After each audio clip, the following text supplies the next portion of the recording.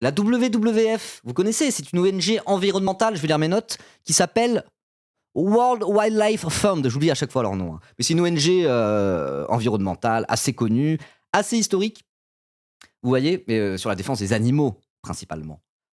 Et pourquoi on va parler de la WWF en ce moment? Oui, avec le panda, le logo c'est un petit panda quoi.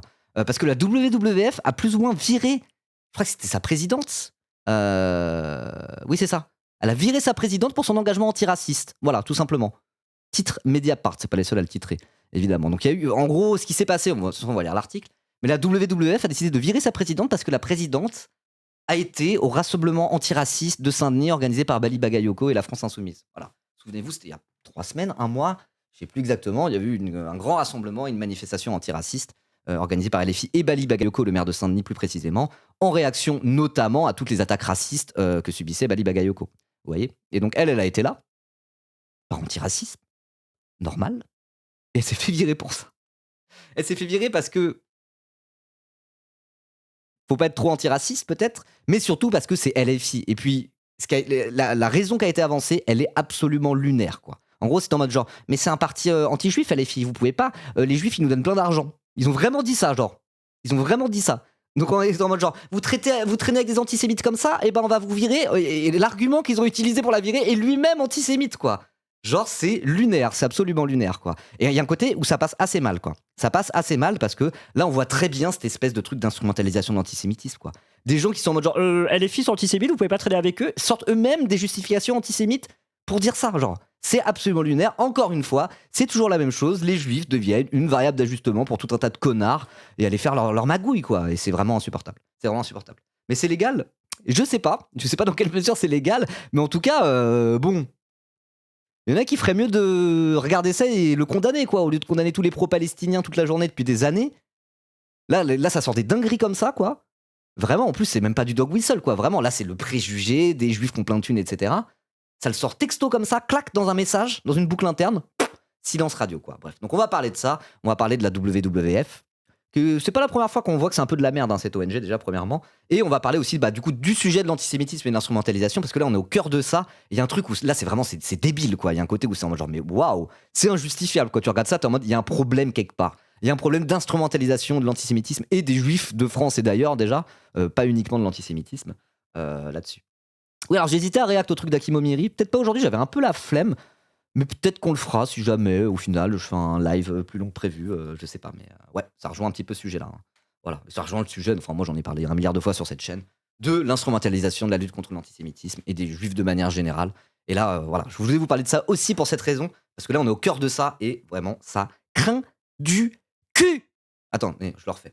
Et vraiment, ça craint du cul. C'est mieux comme ça. Elle vaut le coup sa vidéo à Hakim? Ouais, elle a l'air bien, mais comme elle est assez longue, j'étais en mode, je sais pas, j'ai un peu la flemme de parler de ça maintenant, parce que je suis fatigué, je voulais plutôt tranquillement me détendre en me foutant de la gueule de Glucksmann. Voilà. Non, on garde ça pour la fin, Glucksmann qui se ridiculise, Baoulout. Voilà. Donc on verra, peut-être qu'on fera quand même la vidéo d'Hakim Omiri pour finir, si j'ai le temps, si j'ai le courage, si je suis pas mort de faim ou de chaud avant, quoi. Voilà. Allez, on y va. Le WWF, donc World Wildlife Fund, vire sa présidente pour son engagement antiraciste. Alexandra Palt a démissionné le 28 mai de son poste au sein de l'ONG environnementale. Son geste intervient alors que le conseil d'administration de la WWF France s'apprêtait à l'évincer à la suite de sa participation à une manifestation antiraciste qui est quand même une dinguerie, quoi. En mode genre, tu as participé à cette manifestation antiraciste? C'est trop politique là, t'es en train de t'afficher avec l'extrême gauche anti-républicaine en fait, donc ça dégage, quoi. Genre, on est où? Qu'est-ce que c'est que ça? Les ONG, normalement, elles sont censées être plutôt antiracistes, quoi, sur le papier. En tout cas, on est en droit de s'attendre à ce qu'elle le soit, mais pas la WWF, a priori, hein. Voilà. Sachant que la WWF, souvenez-vous, peut-être que vous vous en souvenez pas, mais moi je m'en souviens, à un moment donné, le directeur de la WWF, c'est un mec qui s'appelait Pascal Canfin. Vous voyez qui c'est Pascal Canfin? Vous vous souvenez de lui? Do you remember Pascal Canfin? Ce monsieur. Voilà. Pascal Canfin. Dès le 22 août 1974 à Arras. Voilà. Le 20 novembre 2015, il est nommé directeur général du WWF France, dont il prend la tête le 6 janvier 2016. Donc c'était le chef. Oui, il a viré macroniste, exactement. C'était le président du WWF, quoi. Voilà. Il quitte son poste le 25 mars 2019 pour se consacrer aux élections européennes. Il est élu en mai 2019 sur la liste Renaissance de la République en marche. Oh, et devient président de la commission de l'environnement, de la santé publique et de la sécurité alimentaire. Voilà. Il est de nouveau élu eurodéputé avec la coalition présidentielle en juin 2024. Voilà. Donc c'est pas en mode il a tenté l'expérience macroniste, il a été déçu, il en est revenu. Comme certaines personnes, on peut penser à Cédric Villani qui a fait ça. Il s'est dit vas-y, je suis de la société civile, je vais m'engager avec ces gens-là, ils veulent des experts dans leur domaine, ils ont l'air un peu sérieux, let's go. Bon, bah en 2 ans, il s'est barré en mode c'est des guignolos de droite, quoi. Vous voyez. Euh, Ah oui, éventuellement, Pafnouti, j'avoue. Pourquoi pas? React à ça, ça peut être bien. Tu peux me l'envoyer le lien? Ça peut être très bien ça. Si t'as un lien comme ça, n'hésite pas à me l'envoyer. On pourrait faire ça, ouais. Comme ça va faire pas mal de sujets, mais comme ça je rattrape les lives que j'ai pas pu faire, on va dire. Voilà. Mais voilà, donc du coup, pour revenir à Pascal Canfin, c'est pas juste il s'est barré comme. Il a été rejoint de La République En Marche, il en est revenu, quoi. C'est qu'en 2024, en juin 2024, c'était l'élection avec le NFP, Bardella et compagnie, quoi. C'était après que Macron ait décidé de dissoudre l'Assemblée nationale comme un gros zinzin en déroulant le tapis rouge au RN pour les faire rentrer massivement dans l'Assemblée nationale, quand même. C'est un événement historique. Bon, lui, ça l'a pas dérangé, monsieur Pascal Canfin, qui était pourtant président du WWF, quoi. Donc c'est pour ça, hein. Moi, cette ONG, ça fait longtemps que je m'en méfie. Ils ont l'air d'avoir absolument aucune boussole politique et voilà. Et on vous rappelle, hein, on le dira jamais assez. L'écologie sans lutte des classes, c'est du jardinage. Voilà, et WWF semble être les représentants justement de cette écologie libérale nulle à chier, sans aucune boussole politique, dont on ne veut plus, et qui est un peu en train de passer de mode en réalité, je trouve, quoi. Voilà. WWF a été en partie créé par des chasseurs. Ah ouais, même avant ça, en fait, c'était déjà un petit peu un PB. Ah. Ah. Aïe, aïe, aïe, aïe, aïe, aïe. Ah, et les ONG tellement mieux que ça, hein. Voilà, moi je vous dis que l'ONG avec laquelle on va travailler là, pour ce grand live contre G7 le 17 juin, c'est une vieille ONG, hein. Mais c'est autre chose que ça, hein. Je veux dire, c'est nettement plus based, quoi. Bref, enfin voilà, du coup, pour un peu de contexte sur le WWF, c'est pas la première fois qu'ils sont un peu nuls, et tout simplement parce qu'ils sont en mode genre, ah non, on n'est pas trop politique. Nous, on veut sauver le vivant et les animaux. Ok, bah très bien, mais c'est politique en fait de faire ça. Bref. Ok, donc on va lire l'article. Manifester son antiracisme est-il incompatible avec l'engagement pour le vivant et la biodiversité? C'est l'amère leçon que vient d'infliger le conseil d'administration français de l'ONG environnementale World Wildlife Fund, donc le WWF, à sa présidente Alexandra Palt, qui a préféré démissionner avant de recevoir sa lettre de destitution. Jeudi 28 mai, elle a rédigé un post sur LinkedIn pour expliquer son geste. Je cite: Aujourd'hui, j'ai décidé de démissionner de la présidence du WWF France. Cette décision intervient avant même qu'une procédure de destitution ne soit engagée à mon encontre, parce qu'il est apparu clairement que nous n'étions plus alignés sur des questions essentielles de valeur et de conception du rôle d'une organisation comme le WWF dans la société contemporaine. C'est intéressant de dire dans la société contemporaine, quoi. C'est un peu une façon de dire vous êtes ringard, en fait. Mettez-vous à jour, en fait. Vous êtes plus à jour. Moi, je suis à jour, donc je me casse, quoi. C'est un petit peu ça qui est sous-entendu avec dans la société contemporaine. Donc c'est vrai que c'est un petit peu ça, quoi. T'as certaines organisations historiques qui ont été fondées il y a longtemps. À partir du moment où t'es dans des luttes, on va dire, progressistes, je sais pas si c'est le bon terme, j'ai pas envie d'utiliser le terme de gauche, du coup, pour parler de WWF, parce que vraisemblablement, ils sont pas de gauche, vous voyez. Mais quand t'es censé être dans une forme, ouais, des luttes un peu progressistes qui vont quand même un peu dans le bon sens, vraiment la lutte pour la biodiversité et l'écologie, ça se place à gauche, quoi. Enfin, quand t'es dans ce genre de lutte-là et que tu n'arrives pas à mettre ton logiciel à jour avec les années qui passent, t'es voué à finir soit de droite, soit à disparaître, quoi. Et ça, c'est une des leçons qu'on tire aussi de ces dernières années, voire de ces dernières décennies, ne serait-ce qu'en observant la gauche française, quoi. Voilà, il y a un parti qui met son logiciel à jour petit à petit et qui, du coup, devient hégémonique à gauche et même, selon moi, est d'ores et déjà hégémonique à gauche. C'est la France insoumise. À côté, certains partis qui n'arrivent pas à mettre leur logiciel à jour, alors le font à la traîne et le font en dernier, et bah, du coup, normalement, prout, quoi. Ils deviennent anecdotiques, quoi. On peut par exemple penser au parti des écologistes. Le parti des écologistes, ils sont pas à l'avant, enfin, ils avancent petit à petit, quoi. Je veux dire, c'est plus tout à fait la même ligne qu'il y a 10 ans. Mais je veux dire, ils le font super à la bourre, quoi.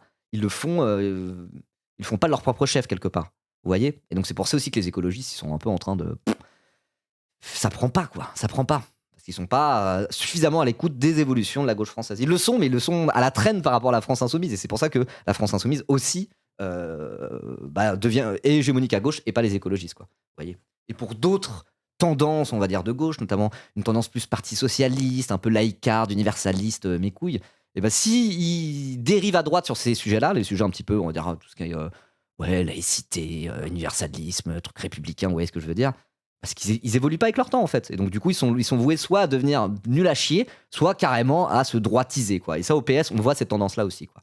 Bref. Et ben c'est pareil, vraisemblablement, avec le WWF qui comprend pas qu'ils sont dans une société contemporaine et en évolution, et du coup ça donne ce genre de dinguerie, quoi. Bah disparaissez les gars, qu'est-ce que vous voulez que je vous dise? Tant mieux. Bref, ils n'ont jamais été en lutte, c'est plus Lions Club, Rotary, full bourgeois. C'est peut-être aussi ça la raison. Voilà. Laïcars comme Hello, non, Hello ils sont même pas laïcars. Hein. Hello ils sont athées. Ils sont pas laïcars, Hello. Hein. Ils s'en battent les couilles. C'est pas au nom de la laïcité, de l'universalisme républicain, tatati tatata. Hein. C'est juste que ils sont en mode athées parce que c'est des athées la plupart. Ils sont en mode un peu à l'ancienne, ni Dieu ni maître. Mais c'est vrai qu'il y a ce côté-là où ils sont, leur logiciel évolue très très lentement, quoi. Mais c'est pas qu'ils sont laïcars, c'est plus qu'ils sont athées, quoi, tout simplement. Quoi. Et l'autre trop contente qu'Internet soit revenu. Salut Mimi, Mimi. Bah très content aussi. Je peux enfin retravailler. Voilà. Bref. Ok, on continue. La brouille remonte au rassemblement citoyen antiraciste du 4 avril 2026 à Saint-Denis, en Seine-Saint-Denis, est-ce qu'il faut le préciser, qui faisait suite aux violentes attaques racistes subies par son nouveau maire, Bali Bagayoko, après sa victoire dès le premier tour, et notamment sur la chaîne CNews, où les discours de haine se sont multipliés. Bon, on va le rappeler, mais vous vous en souvenez, on en a beaucoup parlé. En effet, 2 commentateurs ont jugé bon de parler d'Homo sapiens, de famille des grands singes, de mâles dominants, ou encore de tribus primitives, pour parler de Bagayoko, dinguerie, hein. Voilà, on passe notamment à Michel Onfray qui a fait ça. Quoi.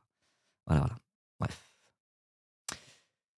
Alexandra Palt, présidente bénévole du WWF depuis 2 ans, qui travaille par ailleurs sur une thèse sur, je cite, le leadership éthique en temps de crise écologique et démocratique, participe à cette manifestation, sans prendre la parole, ni afficher un signe d'appartenance à WWF. Donc elle a vraiment fait personnellement, même pas au nom de l'ONG qu'elle représente, quoi. Parce que si elle était... Si sans... c'est quoi le mot que je cherche?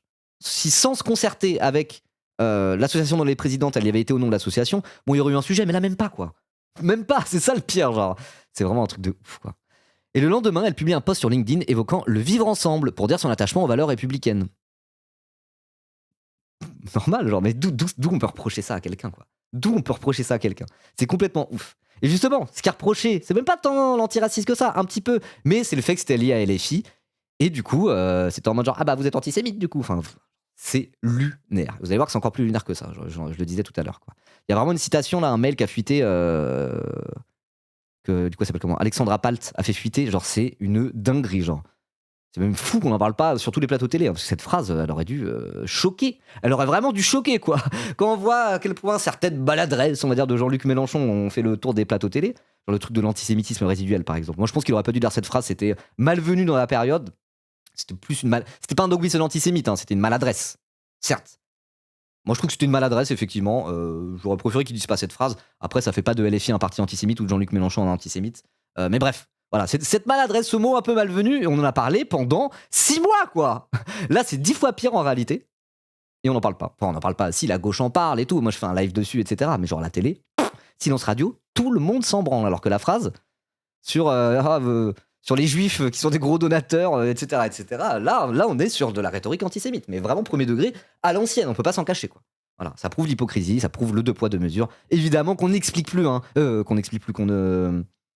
Voilà, vous savez de quoi on parle, pas besoin de repartir du début, quoi. Bref. Ok. Hier, à Saint-Denis, donc citation. C'est quoi? C'était le poste du coup qu'a fait Alexandra Palt, la présidente du WWF, juste après la manifestation. Hier, à Saint-Denis, en regardant les visages autour de moi, je me suis souvenu pourquoi j'étais venu vivre en France il y a 26 ans.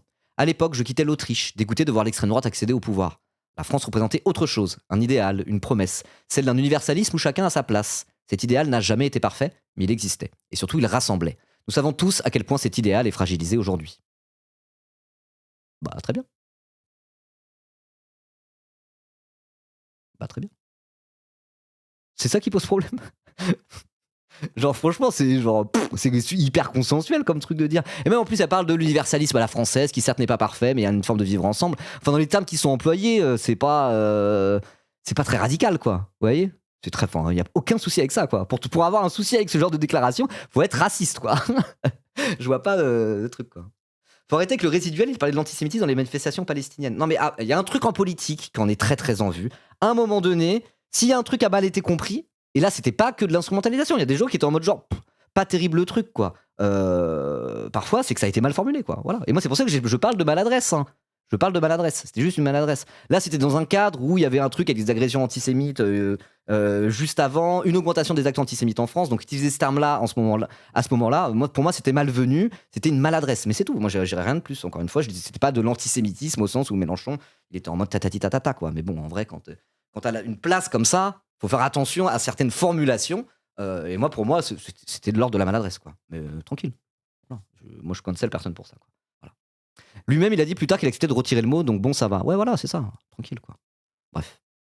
Bon, allez, on reprend. Ce post qu'on vient de lire, qui n'évoque ni le nom de Bali Bagayoko, ni celui de la France Insoumise, lui a valu un courrier que Mediapart a pu consulter, signé par la présidente d'honneur de WWF, Isabelle Autissier, et par Antoine Housset, membre du conseil d'administration.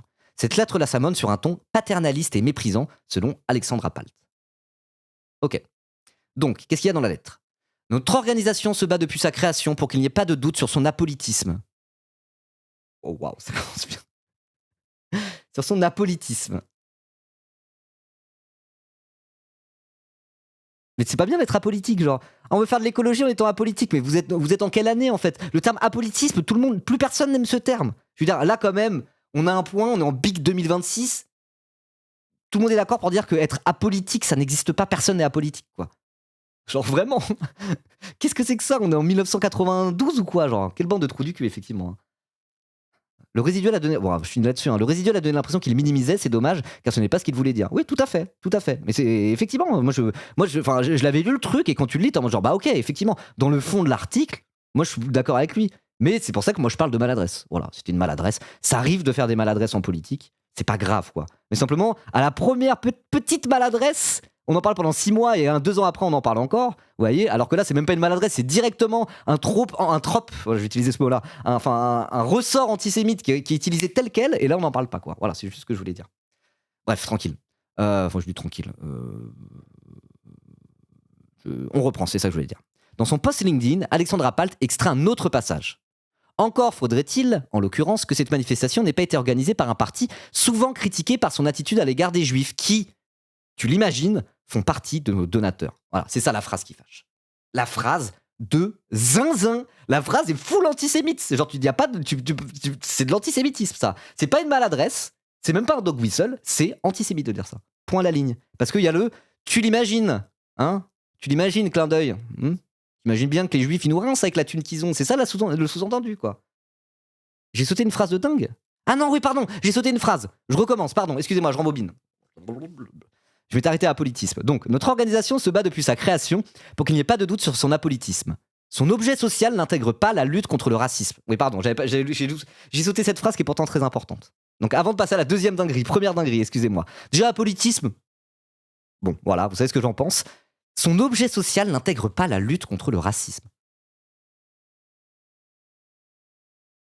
Est-ce qu'il y a besoin de commenter ça ? C'est en mode genre, on n'est pas antiraciste, nous. C'est pas notre sujet, le racisme, ok ? Pourquoi ?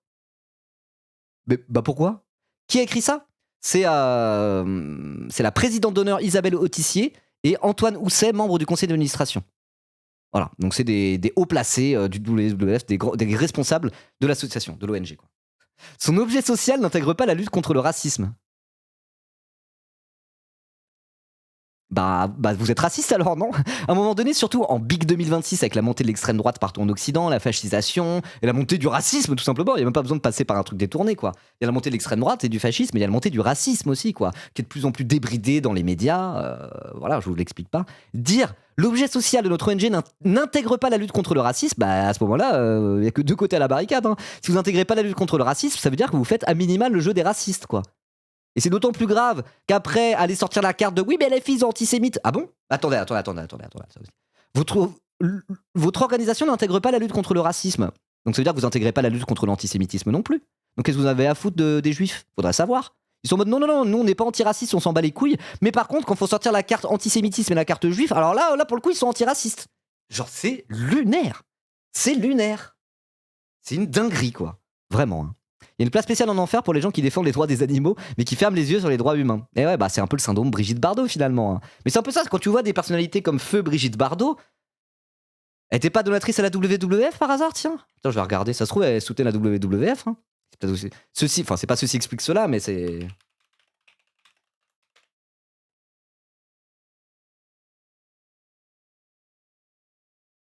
Non, je sais pas, je vois pas. Parce que la fondation Brigitte Bardot, est-ce que c'est en lien avec le WWF? Oula. Non, pas spécialement. Bon, bref. En tout cas, voilà, c'est un peu comme Brigitte Bardot. Brigitte Bardot, grosse racelarde d'extrême droite horrible. Et sauf pour les animaux, voilà, l'empathie pour les animaux, mais pas pour les êtres humains, quoi, tout simplement. Donc il semblerait qu'au sein de la WWF, il y a un petit quelque chose de l'ordre du Brigitte Bardot, quoi, du bardotisme, vous voyez. Aïe aïe aïe. Not all animalistes. Alors évidemment, il y a plein de gens qui sont super engagés pour les droits des animaux, etc., etc. Et ça en fait pas des anti-humanistes bizarres qu'on n'a rien à foutre du racisme et qui ont de l'empathie uniquement pour nos amis les bêtes, mais non pas pour nos amis les humains, quoi. Évidemment, not all animalistes, not all antispécistes, je dis pas. Mais quand même, il y a une tendance qui existe et qui est bien réelle, où les gens ils sont en mode rien à foutre, les oppressions des êtres humains, c'est pas mon combat, les oppressions des animaux, par contre, oui. Bon, bah, c'est peut-être que c'est eux-mêmes des gens qui participent à un système de domination envers d'autres êtres humains. Et donc, du coup, ils se rachètent un peu une conscience à bas prix avec la lutte pour les droits des animaux, quoi. Voilà.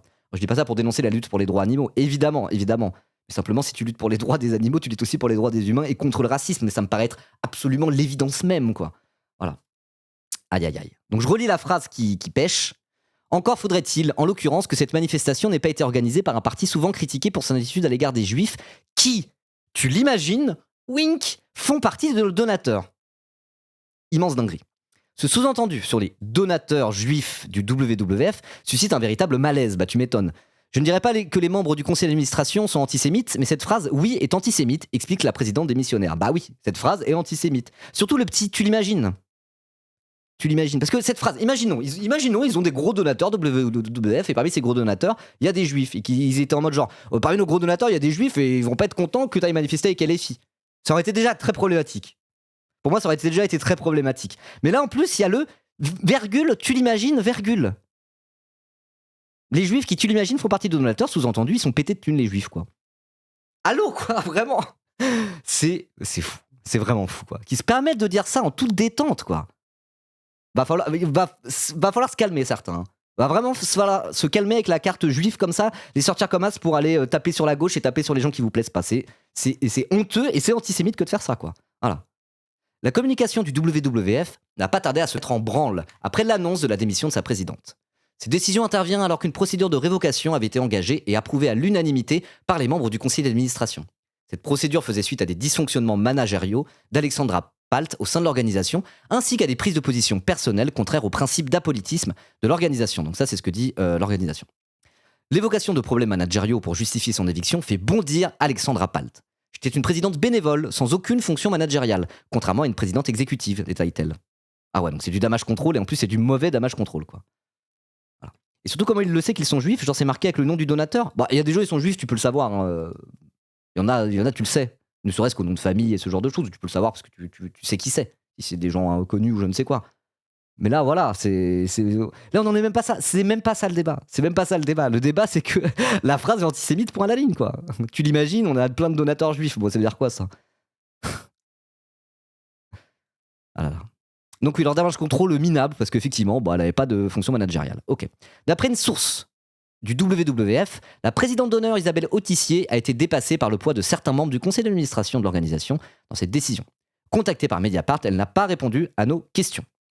La navigatrice compte dans ses amis le député LFI Éric Coquerel. Attends, la navigatrice, c'est qui? C'est Alexandra Palt, du coup?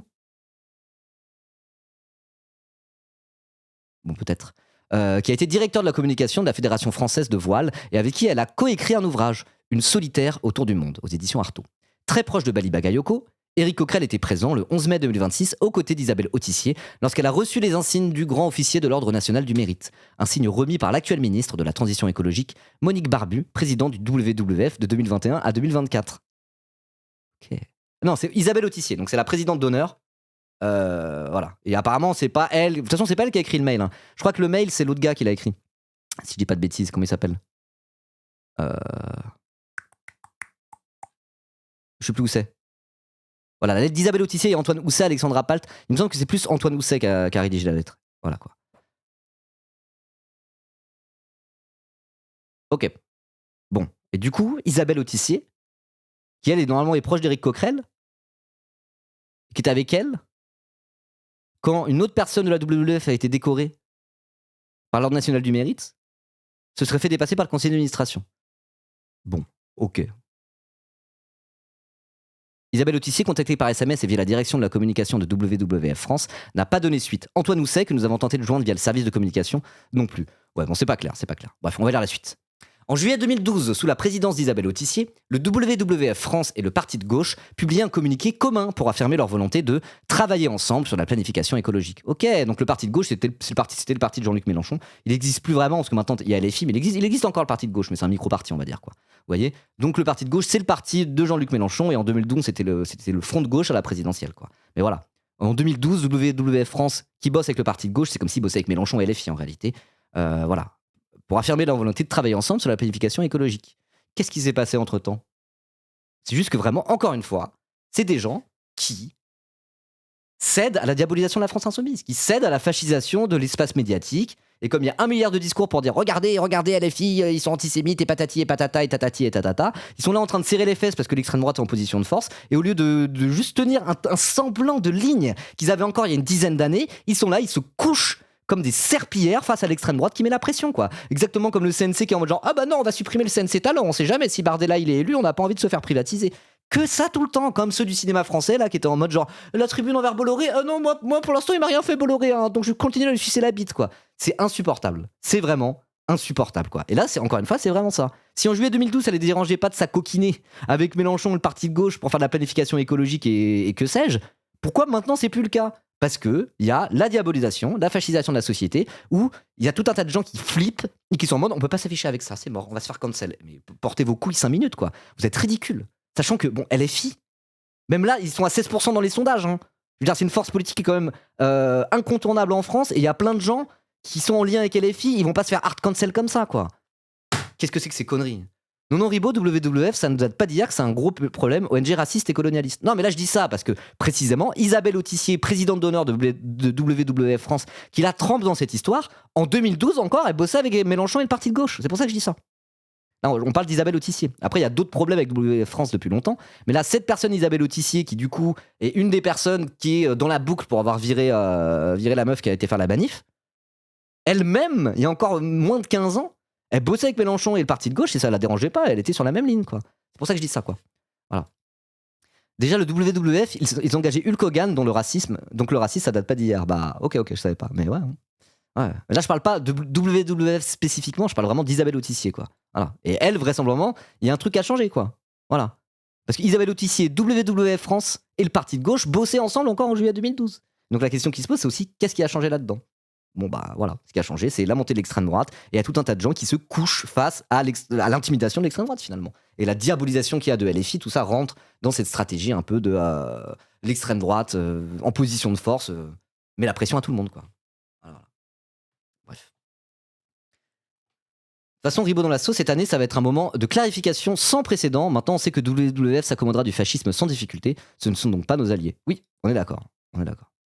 Attends, du coup, t'as envoyé le lien du truc là tout à l'heure? Parce que je te dis, n'hésite pas à envoyer un lien, et je l'ai pas ouvert. Il est là? Ok, la séquence entière de l'intrusion. À la riposte? Ça peut être beaucoup mieux à React que ça que le truc entier où il y réacte déjà. Parce que le format, c'est en plus, c'est Hakim Omiri qui réacte à l'intervention c'est quoi, c'est le collectif Nous Vivrons, j'imagine, je sais plus. C'est Nous Vivrons, on est d'accord, hein? Ouais. Donc déjà, le format de 30 minutes, c'est Hakim Omiri qui réacte à l'intrusion dans le théâtre de Nous Vivrons. Donc moi, ça va faire un react, ça me fait un peu chier. Mais vas-y, react juste à la séquence de 10 minutes, très bien. Je pense qu'on va faire ça aujourd'hui. Ça risque d'être un gros live du coup, mais ainsi soit-il. Je vais mettre ça là. Hop là. Et je mets un petit onglet de groupe. Je ne sais pas ce que c'est que le super voilà, profit. Parfait, merci beaucoup. Oula, j'ai des fenêtres partout. Alors attendez, une seconde. C'est en non répertorié?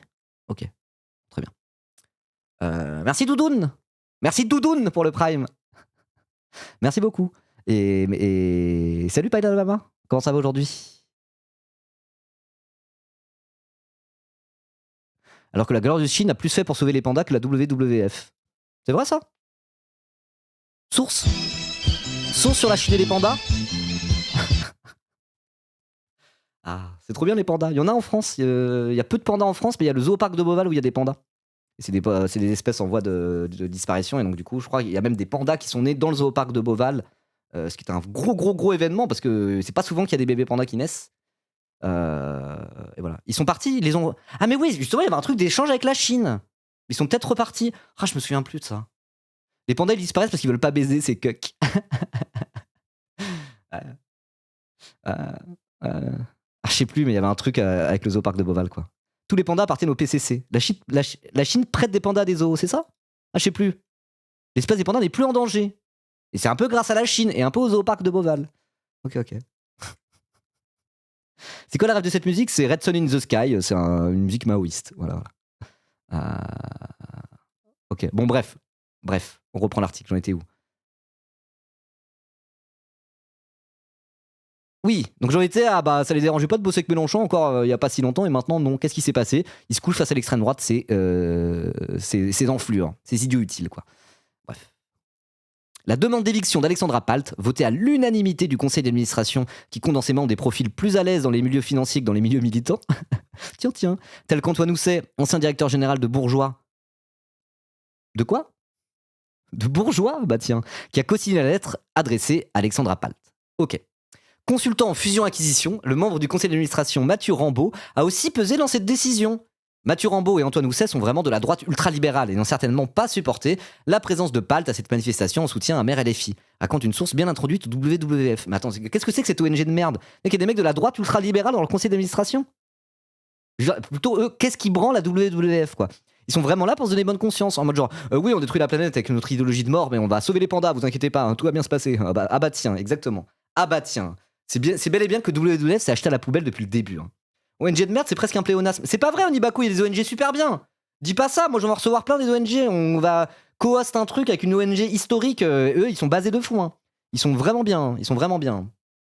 Donc non, pas toutes les ONG, not all ONG. Hein. C'est pour ça que j'ai dit presque, effectivement. Il y en a des biens, Mais WWF, effectivement, c'est vraiment ce truc d'ONG et ces gens-là sont vraiment là pour se donner bonne conscience, hein, ça me paraît sûr et certain. Mais c'est un truc, c'est à l'américaine, quoi. Les espèces de méga bourgeois américains, il y a ça dans White Lotus, je regarde White Lotus en ce moment. Il y a ça dans White Lotus, quoi. T'as des espèces de couples de maxi bourgeois où t'as un mec qui genre le gars bosse dans la finance, il est archi pété de thunes, il se fait des dizaines de millions, etc. Et du coup, il y a des espèces de trophy wife qui à la base bossent, mais du coup n'ont plus besoin de bosser. À la place, bah, elles sont dans des charities, quoi, dans des trucs de philanthropie pour se donner une bonne conscience, quoi. Et t'as plein d'immenses bourgeois dans White Lotus, quoi. Ils sont présentés comme ça et c'est vraiment le schéma classique, quoi. Voilà, il y a quelque chose un peu de cet ordre-là, quoi. Oui, c'est trop bien White Lotus. Regardez White Lotus, c'est trop bien. Ok. Allez, on continue. Certains, en interne, décrivent à Mediapart un contexte politique bien particulier qui bouscule l'ONG. L'organisation, à la veille de l'élection présidentielle, se demande comment se positionner vis-à-vis du RN, qui pourrait accéder au pouvoir en 2027. Bah tiens, c'est exactement comme le CNC dont je parlais tout à l'heure. Hein. Au conseil d'administration, certains anticipent la victoire de Jordan Bardella et souhaitent le rencontrer, comme les autres candidats à l'élection présidentielle, explique la même source. Voilà, ça se couche, aucune boussole antifasciste, hein, vraiment. Mais c'est un peu comme Hugo Clément. Hugo Clément, le grand écolo, qui est en mode genre, moi je veux travailler avec tout le monde, parce que si le fascisme arrive au pouvoir, vaut mieux qu'il soit écolo plutôt que anti-écolo. C'est ça ta ligne? C'est ça ta ligne politique? Tu crois qu'ils vont en avoir quelque chose à foutre de ta gueule? Les fachos quand ils vont arriver au pouvoir, Hugo Clément? Ils vont se dire, ah mais il y a Hugo Clément, il nous a dit d'être gentil avec les pandas, du coup on va être gentil. Non mais nique ta mère! C'est quoi ça? Et bah eux c'est la même merde, hein. C'est vraiment la même merde. Oh salut Taïsi Trotsky! Comment ça va? La première fois que tu utilises le chat? Tu streames pas toi Taïsi Trotsky, t'es juste sur Insta? Attends, je regarde. Sinon je te ferais bien un petit SO, mais non, t'es pas sur. T'es pas sur Twitch. Allez suivre Taïsi Trotsky sur Instagram, il crée du contenu. C'est bien ce qu'il fait. C'est un trotskiste. Du coup, je l'aime bien. Voilà. Et puis il a un blaze très cool. Voilà. Bref. Allez le follow sur Instagram, n'hésitez pas. Mais Hugo Clément est d'extrême droite? Non, je pensais que c'était officiel. Non, c'est un idiot utile de l'extrême droite. Donc au final, moi je dirais qu'il a le profil idiot utile de l'extrême droite. Donc ça mène dans les faits, mécaniquement, à être du côté de l'extrême droite, quoi. Voilà. C'est un peu comme, comment il s'appelle, Thibaut InShape. Est-ce que Thibaut InShape est un homme d'extrême droite? J'en sais rien, mais c'est l'idiot utile de l'extrême droite, quoi qu'il en soit. Donc à un moment donné, ça revient au même, quoi. Comme dit Hegel, l'intention compte peu, et l'histoire se souvient juste du résultat. Il dit un truc comme ça, Hegel, je crois, un peu. Hein. Dans La raison dans l'histoire. Voilà, lisez Hegel. Non, je lis pas Hegel, moi, mais bon, bref. Allez, on finit l'article. Donc oui, en tout cas, voilà, c'est exactement comme le CNC et tout un tas de gens qui se disent « Oh là là, si l'extrême droite arrive au pouvoir, j'ai envie de sauver mon cul ». Et donc du coup, je vais commencer à sucer les fachos dès maintenant. Et bah vous êtes des merdes. Voilà, vous êtes les idiots utiles du fascisme. Vous êtes des irresponsables, pour reprendre les termes de Chapoutot, quoi. Voilà. En 2017 et 2022, le WWF France avait refusé de rencontrer les dirigeants du RN. Et c'était bien, du coup. Interrogé à ce sujet, Alexandra Palt est catégorique. Moi, c'est sûr que je ne l'aurais pas rencontré, en parlant de Bardella. Une position visiblement un peu trop raide pour certains membres du conseil d'administration. Je me souviens d'un courrier d'un donateur qui expliquait qu'il voulait bien donner de l'argent pour les animaux, mais pas pour les N-word. Je vais pas le dire parce qu'on est sur Twitch. Voilà, bah, c'est ce mot-là, hein, le N-word. Ok. Oh, wow. C'était Brigitte Bardot. Bah voilà, c'était Brigitte Bardot. Hein. Et là, ça rejoint exactement ce qu'on disait. Il y a des gens, c'est des gros raslards de merde. Ils se rachètent une conscience à bas prix en étant avec les animaux, quoi. Voilà. Cela ne nous a pas empêché d'encaisser son chèque, se souvient un ancien salarié qui rappelle le passé pas toujours glorieux de l'organisation, pétrie d'une culture néocoloniale, comme l'a pointé l'historien Guillaume Blanc dans L'invention du colonialisme vert. Ok, pour en finir avec le mythe de l'Éden africain. D'accord. D'accord. Donc effectivement, hein, le vert était dans le fruit depuis le début. Voilà. I can excuse racism, but I draw the line at animal cruelty. Exactement, c'est exactement ça. C'est exactement ça, le mème qui vient de Community. Très bien, Community. Je vous invite à regarder cette excellente série. Voilà. Et bah, oh waouh, oh waouh. Parle pas trop de Chapoutot, tu veux invoquer Elias? Oh, ça fait des années que je parle de Chapoutot. Je le connaissais avant qu'il soit connu. Bon, je le connaissais quand il commençait à être connu. Je l'ai connu avec ses toutes premières interventions à la radio, avant qu'il soit sur Internet et tout. Avant qu'il suce la fille. Très bien, tu sais la fille, hein, c'est pas une critique.